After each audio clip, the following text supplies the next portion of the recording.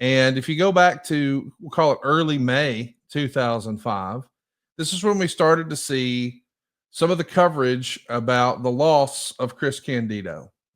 What a talented performer, gone way too soon. Some of our listeners are probably familiar with his work, whether it was in Smoky Mountain or it was a part of the tag team, the Body Donnas in the WWF, or maybe most famously his ECW run. But I do know that he's here in TNA after he's had some challenges in his life, and it feels like he's on the right track. And I think he was getting a lot of praise.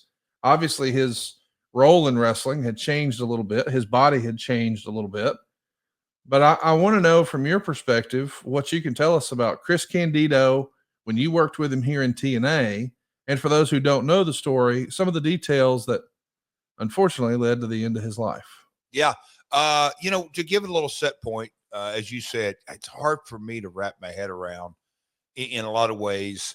We're going, we do it often. Go back 20 years, Hard Justice, 2005, and we're going to build to it, and we're going to get to it. But Tito Ortiz and where the UFC was at, and just kind of where the wrestling business was at, it was just, man, oh man, me and AJ Styles. And I want to look up because I want to jog my memory. I was in Mexico the night before.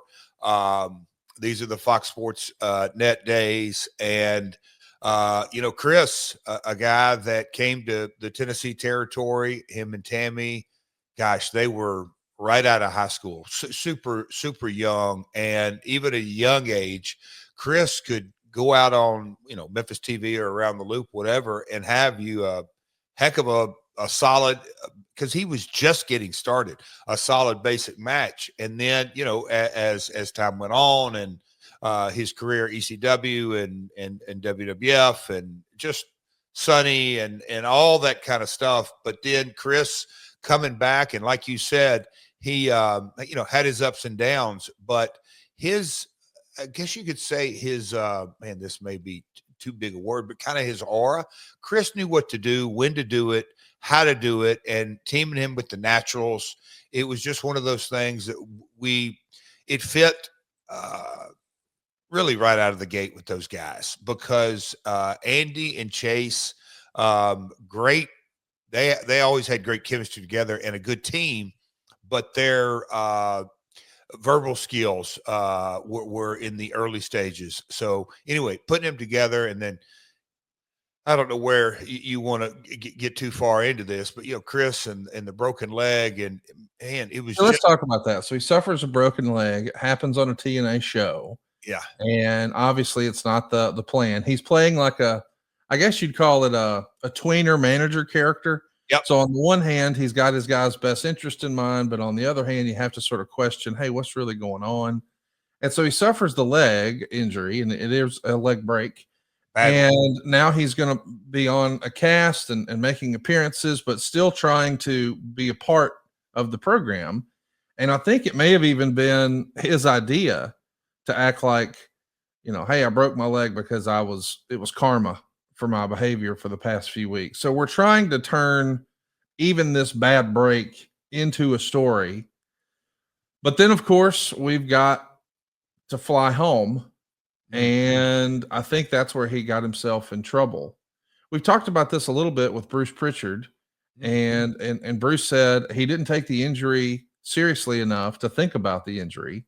If he flew home, he probably didn't keep his leg elevated. I don't think Chris even really gave much thought that he had a broken leg. And of course, we know what unfortunately is going to happen, I believe, is that he suffers a blood clot and passes away.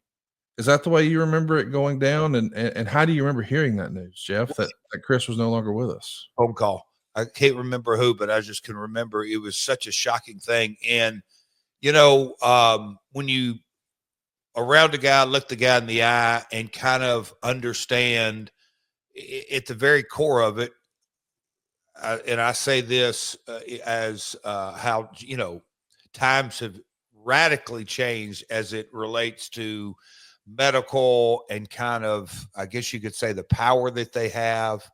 Maybe more importantly, how the guys are much more in tune with it and listening to it. But Chris was proudly, and I don't want to just say, old school wrestling, just kind of an old school mentality, our prior generations that, hey man, I've got a job and I'm going to do it well, broke leg or not, I'm going to get it done. My mouth's not broke, so I can still talk. Okay, I've got this broken leg, I can kind of work through the pain. Part of my job description is to get on a plane and fly from Philly to Orlando or whatever airport, Jersey, back and forth. And so he didn't really, and I don't want to say sell it, but he didn't give it a second thought. And I think to all of our downfall, none of us really gave it a second thought. Okay, he's got a broken leg. He's willing to fly. Let's fly.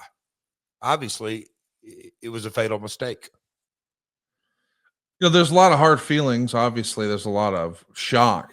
I mean, most people, I don't mean to overstate this, but I feel like by and large, Candido at this point was probably universally well liked. Is that fair to say? Yeah. To me, one of those guys, so now we're 10, 12 years into his career, he had earned his stripes in so many ways and really succeeded when maybe I'll call it creative or life or timing or circumstances have kind of delivered him some lemons. And Chris always kind of found a way for him to squeeze out some lemonade. And I think not just, and I think this is what you're meaning, not just the fan base, but the talent and the Yes. boys as well. Yes, Chris had kind of earned his stripes because he loved freaking, you knew it 2 minutes after you were talking to the guy. He loved the business, and you can't help but love that kind of infectious passion. This is crazy, but he passes away just a few days after his 33rd birthday. Unbelievable. So young. It's so crazy. But even crazier than that is, I think you just freestyled. Hey, he's about 12 years into his career. He was 19 years in. He actually started wrestling when he was 14. We got a little Kerry Morton in him right here. Good Lord. Or maybe Kerry has some Candido in him. Either way, I appreciated Chris's work, and it feels like, even though he had some substance issues and it felt like he was on the right track, I felt like everyone was rooting for him, Jeff. He's one of those that everybody, it feels like he was the epitome of the underdog you could pull for. Chris was in, and you could mark it, he wasn't in TNA that long, but here's kind of a unique testament at his funeral, Conrad. As it was lots of people showed up, and I think it was a testament to how well he was beloved. The Carters came, lots of talent, obviously people from all kind of days of his career, and that was just kind of what to double down on. His infectious passion for wrestling just shined through and through. And that was, God almighty, 33 years. I knew he was young. That's one of those stats I probably don't like to remember. Well, there's no doubt about that. You mentioned he wasn't there very long. You're exactly right. He started with TNA in January of 2005. Wow. It's locked down April 24th, 2005, where Candido suffers that injury. And it's a steel cage match with Lance Hoyt, Apollo, and Sonny Siaki. The very next day, he's going to have surgery to have titanium plates and screws inserted into his leg. He would even say on TV, 33 screws. Now, I say TV because he's immediately on a television taping. But as a reminder, the pay-per-view where he's injured is April 24th. On April 28th is when he falls ill and goes to the hospital. He's rushed to the hospital. There he's diagnosed with pneumonia, but it's too late. He's gone. It was actually a blood clot that we were all under the impression of at the very beginning, but it turns out it was actually acute pneumonia brought on by a surgery. That's according to his brother Johnny. But I know we all heard back then blood clot, and everybody said, "Hey, it's from flying." But I guess the autopsy that his brother revealed said no, it was actually acute pneumonia. No matter what it was, you had a guy who was gone way, way too soon. As a reminder, this is still very much the early years of TNA. So Chris Candido did not have a contract. Respectfully, it's not like WWE was looking to hire Chris anytime soon. So I'm sure you guys were just paying him on a per appearance deal. But I guess before his death, the company had agreed to pay for Candido's surgery. And I think the promotion, even in their contracts, says, hey, we only have to pay half. But this is a really nice thing for TNA. It feels like, hey, we're gonna pay for that.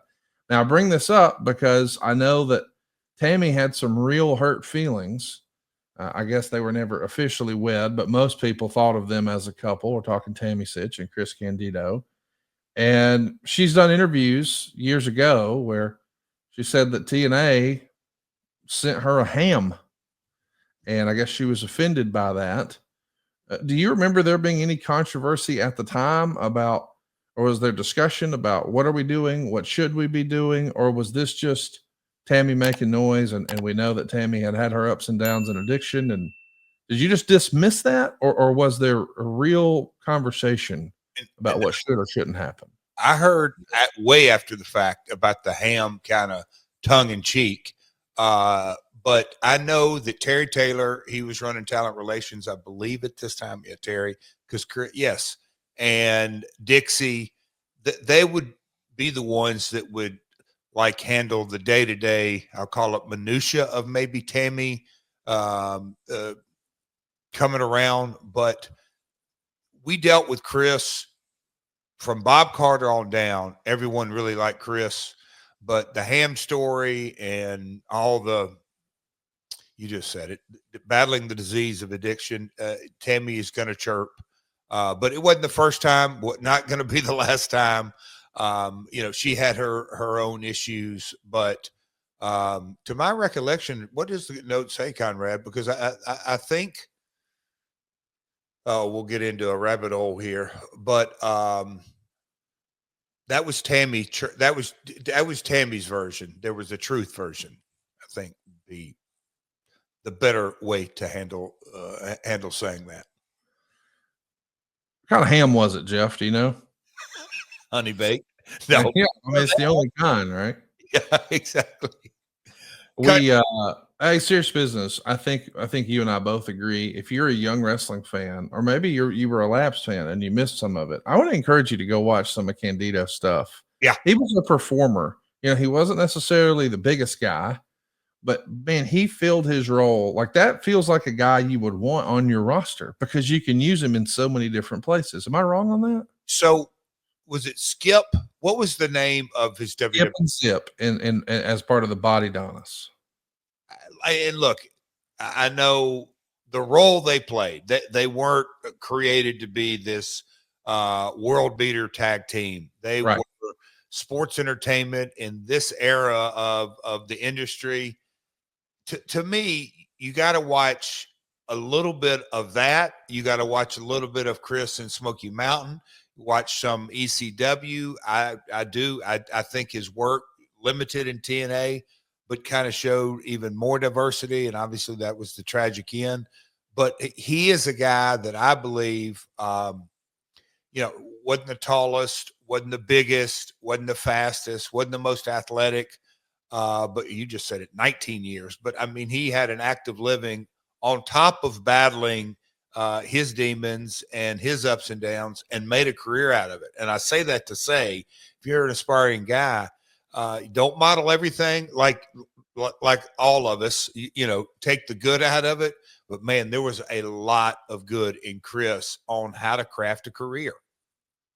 Don't we all love summer vacation, relaxing, laying out by the pool, barbecues, hitting the beach, doing, well, nothing? Well, how about a summer vacation from your house payments? With SaveWithConrad.com, you can do just that. Reduce your monthly payments by making the equity you built up in your home work for you. You can roll together those high interest rate credit cards into one lower monthly payment and perhaps access some of that newfound equity to turn your house into your dream home with no money out of pocket. And how about this? You get to skip your next 2 house payments. That's right. You won't have to make your June or your July house payment. You're done until August 1st. Go right now to SaveWithConrad.com. Let my team run the numbers for you for free. There's no obligation, and if we can't help you save some cash, we won't waste your time. And did I mention we're offering a 3-year guarantee right now? That's right. That means if at any point interest rates improve over the next 3 years, you get a free refi. That's right. No new lender fees from us. So you get to save money now without wasting money later when the rates improve on a whole second set of closing costs. Why not go to savewithconrad.com and get a guarantee? Save money now and save money later with your friend in the mortgage business. That's me, Conrad Thompson at savewithconrad.com. Shoot me an email at conrad@savewithconrad.com.